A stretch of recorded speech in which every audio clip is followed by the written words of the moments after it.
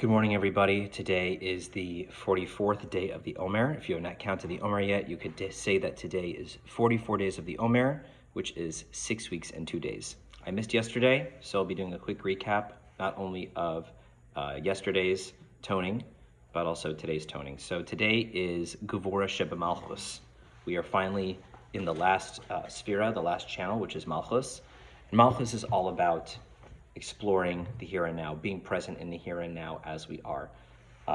In general, I feel like within myself, a lot of times, and I used to do this a lot when I was younger, maybe this resonates with you, there's this feeling that I can't have empty space. I have to be filling it with something, with some sort of, I have to be filling it with some sort of activity that I'm doing, or if I happen to be doom scrolling on Instagram, then I just forget all about that and I'm kind of like lost, but it takes me away from this moment.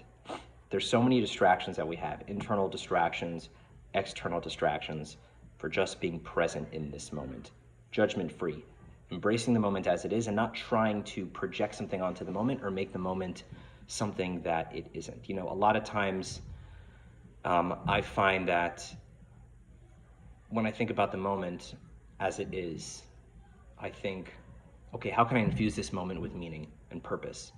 This moment is meaning and purpose. The fact that I'm alive, the fact that I woke up on this side of the grass, as opposed to the opposite, which is kind of a funny way of saying that I woke up and I was alive. Every morning we say, Moda ani lefanecha melech chai v'kayam, shehech hazarta b'nishmasi b'chemla rabba emunasecha, which means Moda ani, Moda, I thank you, Moda ani lefanecha, I thank you, melech chai v'kayam, living and the everlasting King, that you return to me, nishmasi b'chemla, my soul in mercy, rabba emunasecha, how great is your faithfulness. So if we break this down, I think this is a perfect encapsulation of Malchus. And actually, a quick story, somebody once asked the Lubavitcher Rebbe, what is his favorite prayer? And he said, Moda Ani. And he wrote a whole Hasidic discourse on Moda Ani. So Moda means thank you, but Moda, from Todah.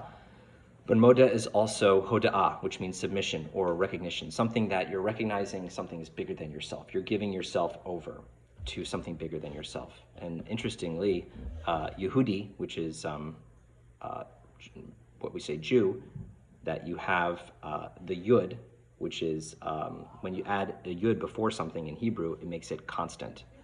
So if you add a Yud, then it's something that's ongoing. Hoda'ah is submission and giving over ourselves to something bigger than ourselves. So the definition of a Jew, Yehudi, is that I'm constantly giving over myself to something bigger than myself. And that something bigger is Hashem, God, divine energy, source, the universe, whatever you want to call it. God consciousness, upper consciousness, higher consciousness, call Hashem. So Moda Ani, what do I give over? The Ani, I give over the me, the Ani, everything that is me.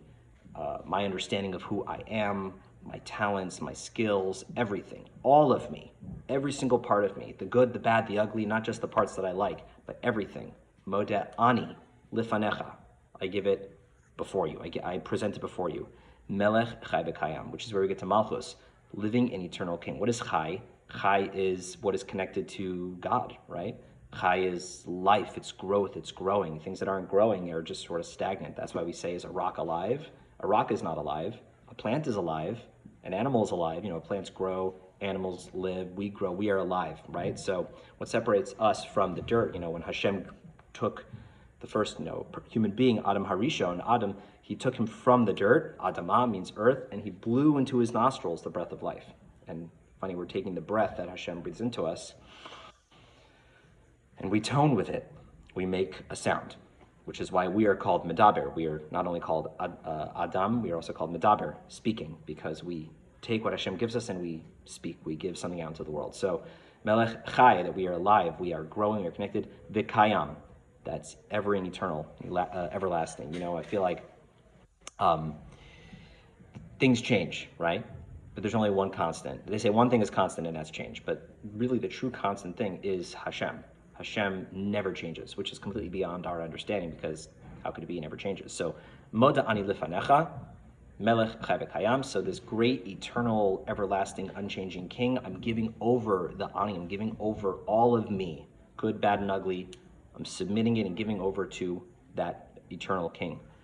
Shehechazarta bi nishmasi, that you gave my soul back to me, that you returned my soul back to me. That when we go to sleep, it says that sleep is 1/60th of death, right? And some people, they go to sleep and they don't wake up, right? Some people, they pass away in their sleep. Some people don't have the luxury of waking up. So the fact that we woke up this morning already shows us that we have a purpose, a meaning. We didn't just wake up by accident. Hashem meant for us to wake up. He has a purpose and a meaning for us. So when we give ourselves over to that a higher consciousness, that higher divine energy source, then when we wake up in the morning, we recognize this, then we feel infused with purpose and meaning, and we could tap into the reason, the meaning for why we woke up this morning. Shehechazar to be nishmasi, my soul, right? So even though there's the ani, right? Even though there is the me, the good, the bad, the ugly, I still have a soul. I have a piece of Hashem. I have a spark within me.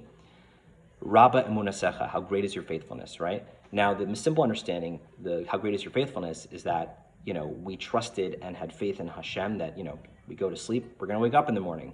It's a given, right? Most people, they don't go to sleep scared that they're not going to wake up, right? But we trust, and it's just a given, that we're going to wake up. So how great is your faithfulness that you deliver?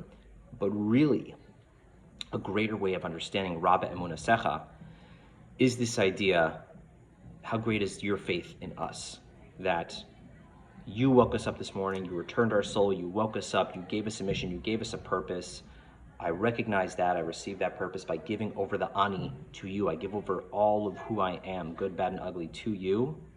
And I recognize that you, Hashem, divine energy within me, surrounding me everywhere, you have faith in me that I can live up to my purpose. And with that, that's the first prayer we say in the morning when we wake up in the morning. Before we even wash our hands, that's what we say. That is Malchus. Malchus is recognizing that this moment that we have is where Hashem is ultimately found. The essence of Hashem is most found in this moment. And when we take a step back and recognize that, then we realize that every moment is precious, that even the greatest billionaire would give away all of his riches for life, for treatments. If he was, God forbid, sick, or if somebody he loves was sick, he would give away all of his money just to have that person for like another hour, another day. So we get this for free, yeah?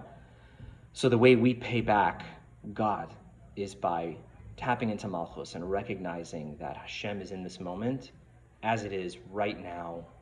I don't need to project anything. I just have to accept. I don't have to do anything. It's about receiving this message and manifesting it in the world.